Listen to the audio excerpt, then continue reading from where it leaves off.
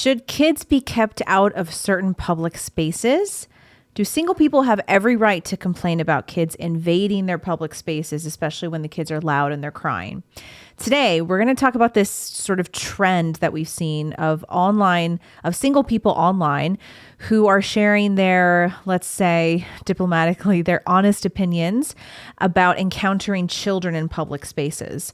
There has been a huge amount of tweets and videos, TikToks, photos shared online from both men and women who are unmarried with no children, and they're expressing their disgust with seeing so many kids out in public, and they're complaining about how disruptive these kids are. I saved a couple of videos and tweets that we're going to take a look at from the last few weeks because I've seen this discussion pop up a lot lately, and it's become pretty viral. And of course, it's something that I think about from a personal perspective as well, because I'm a mom and I have to bring my kids out in public spaces. So it really makes you think as a parent. And the first video we're going to watch is a single woman in Costco eating pizza. And it's a very, very short TikTok. So there's really not much to see. So for those of you who are just listening, I'll read the text that's on the video, and then you can hear in the background, there is a child crying, and she's just filming herself eating pizza and complaining about the children crying in the background. So let's take a look at this here. The text says, "I will never understand why families bring kids who don't go to Costco and cry. Let one parent stay home with the kids." Why you go to Costco and you leave the kids with dad and you come by yourself? Okay, so it happens really fast. It's like a 15-second video. So again, the thing that she wrote in the first part of the video says, "I will never understand why families bring kids who do nothing but scream to Costco or any shopping experience." And then she writes again, "Let one parent stay home with the kids and you enjoy your free samples and dollar pizza, shrug emoji." And then she kind of says into the camera, I don't know if you could hear it, she says, "Why go to Costco? Why not go to Costco and leave the kids with their dad or something?" So she's upset. She's upset that there's a mother with a young child sitting behind her or close to her, and the baby is crying while she's enjoying her pizza. Okay, and then there's this viral tweet. Okay, there's this tweet is actually kind of infuriating, but let's take a look at this one. This is from a gay guy, of course, and he says, "Parents, stop bringing your annoying shithead kids to the supermarket." That's the tweet. That's what he says. And then in the comment section below, someone replied, "Embarrassing shithead take. Kids are as much a part of society as you are. Mothers can't always leave their kids at home. Control yourself." And then he responds and he says, "No, ma'am, it's the correct, beautiful, and amazing take. Discipline your ugly shithead kids or don't take them into public spaces." Yeah, what a shocker. A gay guy hates kids. I'm so surprised. Didn't see that one coming. The major plot twist there. So much hatred in that. He's calling kids shitheads. He's calling them ugly. This is a very, very angry, a furious person that he has to share a public space of a grocery store with children out of all the places to complain about. You know, we're not talking about some adult only place like a bar. We're talking about a supermarket. He's mad that kids are at a supermarket. He got so much heat for this tweet that he turned off the comments like the coward that he is. And then here's another one. Here's another tweet with a photo of a guy. And this guy here is sharing a photo of himself, and it says, "Found my new local."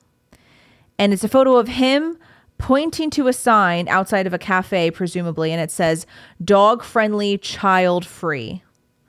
That's what this photo says. And there's someone, I don't know who this Twitter account is, but the handle is Sorkincel.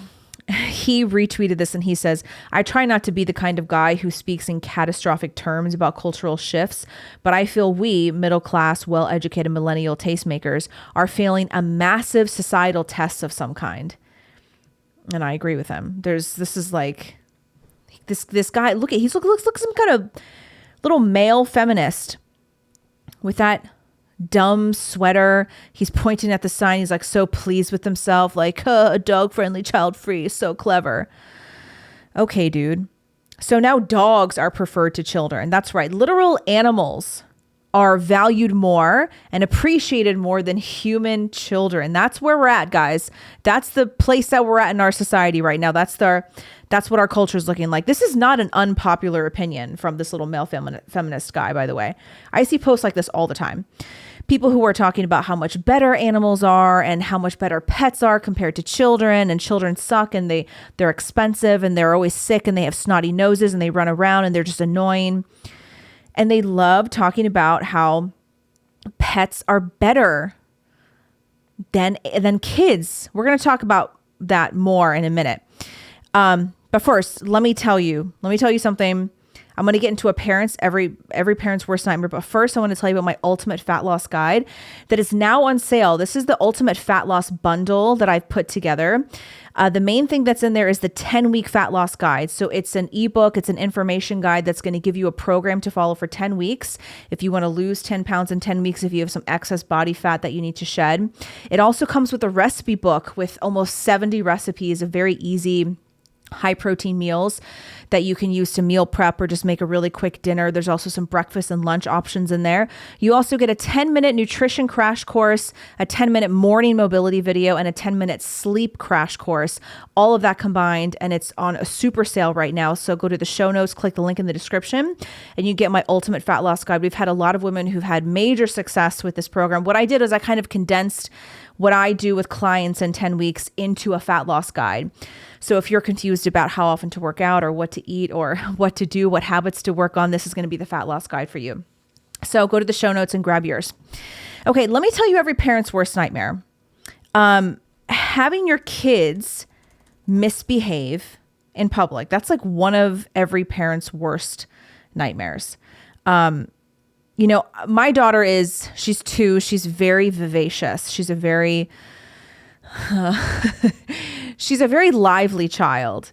And it's really funny because both my husband and I, when we were toddlers, we were very calm, mild children. My mom tells me that I was like the perfect 2-year-old. You know how they say the terrible 2s?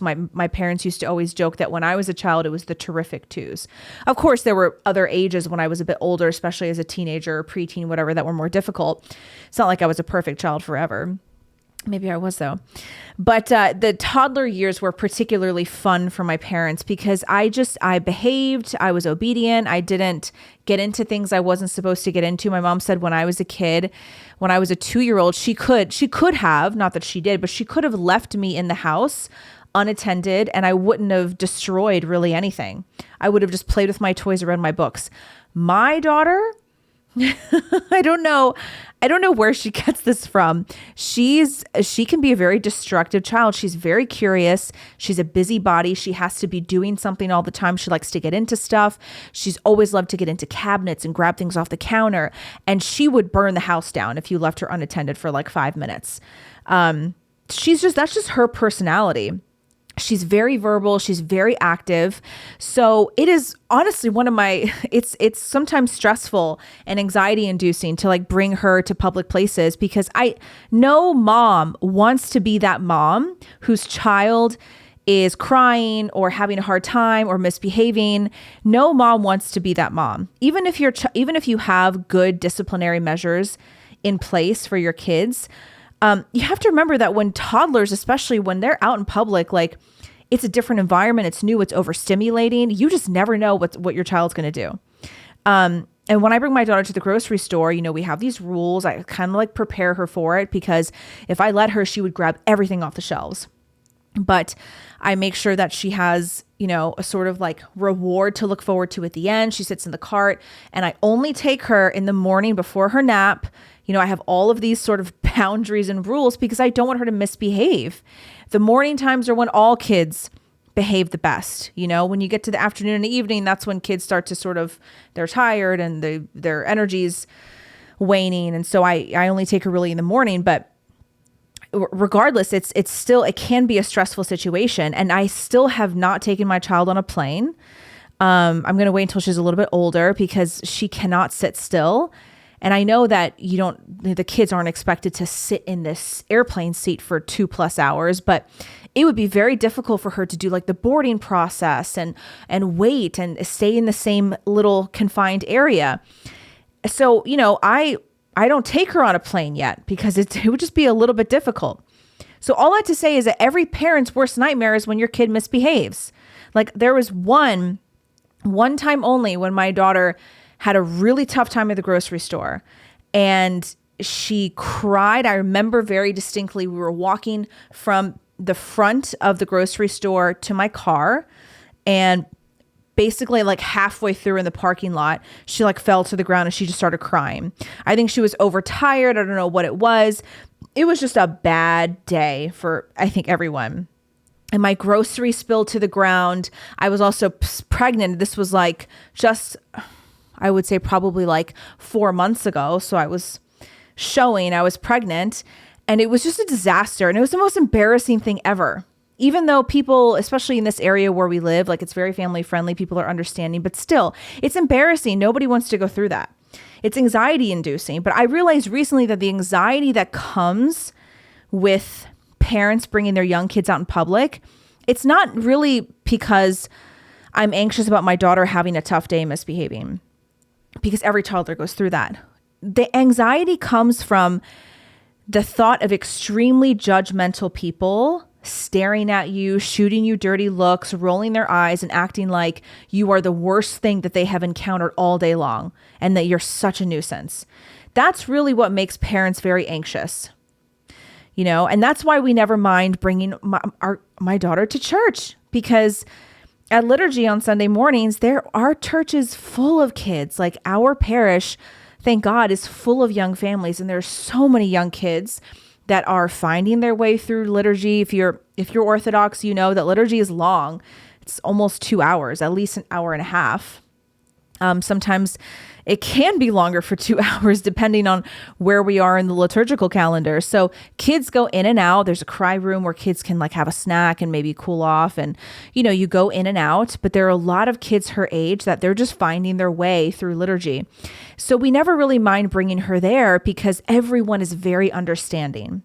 Everyone is there to support the kids. We always have this running joke at our parish, like at coffee hour or even like during the service, whenever, if your kid runs off somewhere, like somebody's going to get them. It's fine. Everyone loves the little kids. Everyone's very understanding and helpful to moms.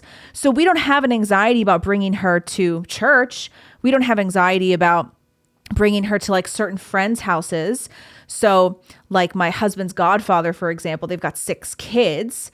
And so when we bring her to their house, we're not so nervous about that because they're very understanding. The last time we went to dinner at their house, my daughter had a little bit of a meltdown. It was late at night. It was like 9:30. It was way past her bedtime. She didn't want to leave because she was having so much fun. And she said, I don't want to go home. She started screaming, crying. And the whole family was like, oh, that's okay. It's kind of cute. We've been through that 6 times. So it's really, the anxiety really comes from the idea that people are going to judge you very harshly, and they're going to be rude to you, and they're going to give you those looks that nobody wants to receive. No parent wants to bring their kids out in public and have them scream and cry. But anyone who has kids knows that young children at some point will make a scene in public, no matter how well disciplined or behaved they are, whether they're a baby or toddler, whatever. It's just because they're humans. They're little humans who are still trying to figure out how to navigate the world and regulate their emotions and process things. You have to remember that to a 2-year-old, even just going to the grocery store is a very stimulating thing to them. Everything that you and I see in the world at restaurants and whatever public places we go to, like it's old to us. We've seen it before. But with young kids, like toddlers, it's overstimulation. So you and I might be bored with our surroundings, but it's a lot for young kids to take in. So it doesn't matter how well disciplined your kids are. There's going to be at least one time where they cause a little bit of a scene in public, even if it's not that they're misbehaving, they just like cry or have a hard time. And look, I know it can be annoying. Nobody likes to be stuck on a plane with crying babies and kids. I know it can be unpleasant. We don't have to lie and say that it's a pleasant thing to listen to. But the point is that we as a culture used to place a much bigger value on family and children and the value of human life than we did for our own selfish desires and wants. So we used to be a society and a culture that didn't really mind seeing kids around and didn't really mind seeing or hearing a baby cry because we valued family and we knew that was just part of living in a normal public society. And look, I understand the sentiment that a lot of kids today are poorly behaved. I know that for some people who complain about seeing kids in public, their biggest complaint is that the kids are not well behaved. They're snotty. They don't listen. They cry. They scream. They just disrupt the place and make a mess. Okay, I can meet you there and say that this generation of parenting is probably one of the worst that we've seen recently because of things like gentle parenting and child-led practices. There's barely any discipline happening. You know, people now think that any form of spanking is evil child abuse. So yeah, of course, we're going to see a lot of young kids who are taken out into public and they don't know how to behave. And I can understand that that's frustrating. I can meet you there. But still, the fact that so many people get furious at the mere sound of a baby crying in public points to how little our culture and our society values children. No wonder our birth replacement has gone down so much. Our culture doesn't like kids. And when you travel to other countries, you're going to realize how family friendly almost everywhere else is compared to here. There's this tweet that was shared recently. I'm going to pull it up for you. It was a photo. I think it was Tanya Posobiec, Jack Posobiec's wife. She shared a photo. Here it is. In Budapest. It is just a simple photo, as you can see, of the airport in Budapest. And she says, from complimentary kid strollers at the airport to endless playgrounds, Budapest is one of the most kid-friendly cities I've been to. And then Ashley St. Clair quote tweeted it and she said, you don't realize until you travel to pro-family designed countries how hostile American culture is towards children. And Ashley's right. When you do a little bit of traveling and you go to these cultures that are much more family friendly, actually a lot of them are Eastern European. I mean, like somewhere like Poland or Serbia, like they're extremely family friendly. I mean, Serbia has a massive parade every year. I think it's in the capital in Belgrade. Every year they do this insanely big parade where it's just like a parade celebrating families. And all these families bring their kids in the strollers and they walk down the street and they cheer and they do things for the kids. Like, I don't know any major city in the United States that has that, let alone our capital, DC. You know, so you see a lot of these other cultures that are extremely family friendly and they have a lot of these ways for parents to, they make it easier for parents to have their young kids in shopping malls or grocery stores or at the airport. And that's just not the case here.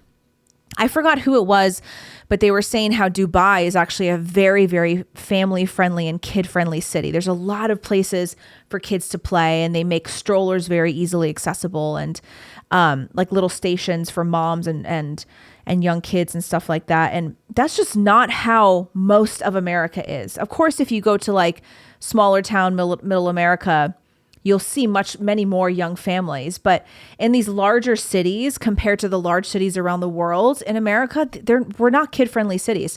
In fact, most of the major cities in this country are hostile to children. They hate having kids around. Like I lived in San Francisco. Much of my family lives in New York City. I've been there many, many, many times. I lived in Boston. I lived in DC. And these cities are not friendly to kids. Most spaces just are not kid friendly. And most people in these cities are not understanding of having kids around. There was this viral clip of a woman. Okay, before I tell you about that though, I want to tell you about my 10-week program, Fit and Lean group coaching. So if you are looking to lose 10 pounds in 10 weeks and you need some coaching, maybe you have tried all the fad diets before, you've done intermittent fasting, you've done all of these things that just haven't worked for you, but we're hitting summer months and you want to look better and feel better, come join the Fit and Lean program. It's limited spots only. It's a small group coaching program. You do coaching calls with me every week. I give you personalized macro guidance. You get a recipe book. You get a workout plan. I help you set up all of your lifestyle habits.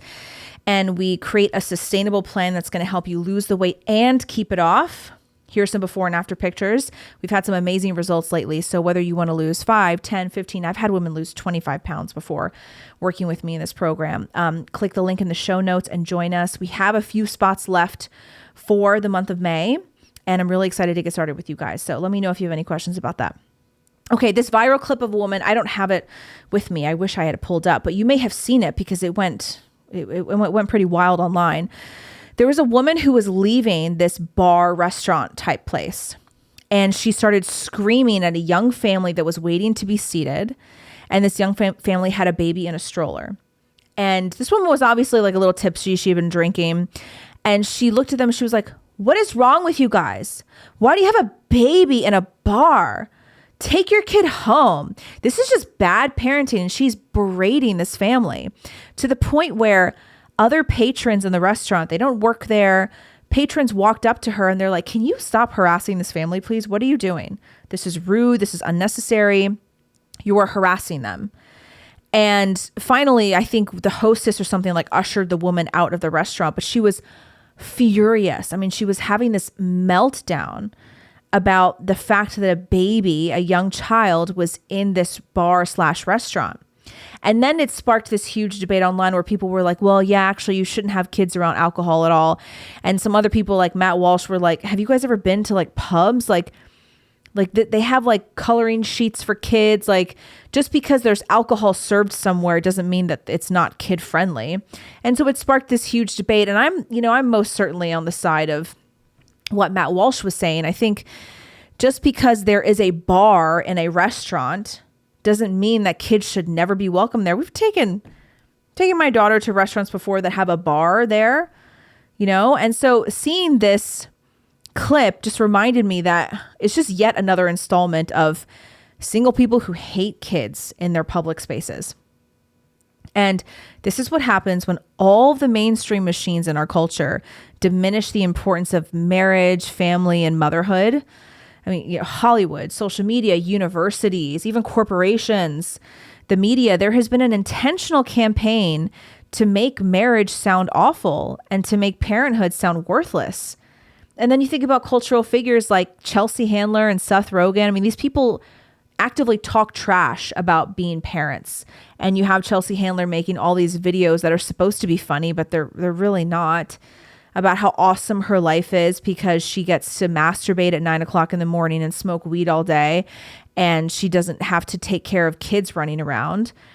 And she makes parenthood and motherhood sound absolutely awful. And Seth Rogen too. And the thing, when these celebrities talk about how awesome it is to not be parents, they list out the most like boring, depraved things. Like they live the life of a 20-year-old frat boy. Okay, you're going to wake up and smoke weed and masturbate and then smoke some more weed and watch movies and lie in your bed and eat Pringles. Great. Like if you don't have kids, at least do something interesting with your time. Like before I had my first child, I was like doing much more interesting things than that. But of course, this kind of rhetoric and this popular content is going to result in mass amounts of people despising marriage and family and children. It's not going to result in neutral feelings about family. The liberal live and let live philosophy that pretends to be about choosing what's right for you, you do you and I'll do me. It's not actually about that. What it actually results in is people feeling a certain way about things because there is objective morality. No matter how much you deny it, there's objective morality. So the liberal philosophy of live and let live, it ends up convincing people that certain things are good and bad. And newsflash, family is good. Having children is good. These are good things for society. This is the foundation, the backbone of any thriving society. They are good things, and we need to acknowledge this fact and rebuild a society where we appreciate good things. It's a good thing to get married. It's a good thing to have kids. Does that mean that you're a bad person if you're not married and don't have kids yet? No. That's obviously not what we're saying. Listen to what I'm saying, not to what I'm not saying. That doesn't mean that you're worthless or you're a bad person. It still means that family and children are good things. And if we embrace that more and if we acknowledge that and admit that, then more people will want to get married. More people will want to have kids, because remember that a lot of people respond to influence more than they respond to lecturing and having people throw data and statistics at them. They respond to influence. So what they see people doing around them influences them. And what they see people doing, yes, online and in Hollywood, celebrities and influencers, it influences them. So again, you have all these mainstream machines that are talking trash about motherhood and parenthood and family, making it sound horrible. So of course, you're going to have all these people who don't want to get married and don't want to have kids. Not only is that bad for society, it's not even good for them either. And again, I'm not talking about people who have been seeking marriage and kids and just haven't found the right person yet. I'm talking about miserable single people who just shun marriage entirely. And they say that it's a waste of time and it's just a stupid piece of paper. It's not good for you to live alone and to be isolated. It's not good for you to reject love and reject the connection that comes with family. Is it easy to have kids? No, it's not easy. It's really hard, especially when you're pregnant, ladies. It's hard to have a child and be pregnant. I don't know how the moms do it with like 4 kids and you're pregnant. Actually, it might not be as bad though, because the kids are older and they can like take care of themselves. What if you had like 2 or 3 toddlers though? You had like triplets or twins when you're pregnant. My goodness, more power to you. You're my hero. But yeah, it's hard. It's not easy. But our culture is so averse to hard work, and they think that anything hard and challenging is automatically bad, when the most rewarding things in life are the things that are most challenging. And that's going to be sacrificing yourself for your husband or for your wife, and sacrificing yourself for your children, and putting your children's needs first. And yeah, going back to what we were saying earlier, I do think that more parents should better discipline their kids. I think that would make it a more pleasant experience when you see kids in public. But that doesn't mean that just because some parents are bad at disciplining their kids does not mean that we should just get rid of kids altogether in public. I think it's sickening. I think there's something honestly deeply wrong with a human being who sees kids out in public and gets mad about it. Like that girl eating the pizza in that Costco TikTok. That honestly just pissed me off. I wanted to I'm going to be nice. I'm not going to say anything mean, but that pissed me off. Like, you're there eating pizza and you're complaining about a baby. It wasn't even a kid. It was an infant. A baby was crying. She's like, leave the kid at home with their dad. No. How about if you don't want to experience the full society and culture around you, which includes families and children, why don't you stay home and order in a pizza? Why don't you take yourself home and be home by yourself if it makes you so upset to hear a baby crying behind you at Costco? These people are sick in the head. And I'm done pretending like family and children don't belong out in public spaces. We absolutely do. Yes, discipline your kids and take care of them, but never fall for this lie that kids should be, what's the phrase, seen and not heard or something? So that's that. I think that another thing we can do as a society and as a culture, especially in your local community, is if you see a mom with young kids out in public and maybe they're having a bad day and she's struggling, the least you could do is smile at her. Just smile at her and say hi. And if there's a way for you to offer help, especially if you're like another woman, you know, I know it might be kind of weird for like a guy to be like, hey, I can help you with your kids. But like if you're a woman out in public and if you see a mom struggling, be like, is there anything I can help you with? Can I help you bring your groceries to your car? Imagine how much it would make her day. Imagine how much it would make your day too. What if we accepted more families and more children, and if we lent a helping hand? Imagine how much our society would change for the better. So tell me what you think in the comment section. Don't forget to like the video. Please share it. Subscribe to the channel if you haven't already. And we'll see you guys next time. Can you guys believe I'm still pregnant? I am still pregnant. I mean, probably the next episode I film, I'm going to like go into labor during recording. Who knows? But I'm still here. This baby's getting big. So we'll see you next time. Maybe next time I won't be pregnant anymore. I don't know. All right. Bye, everybody.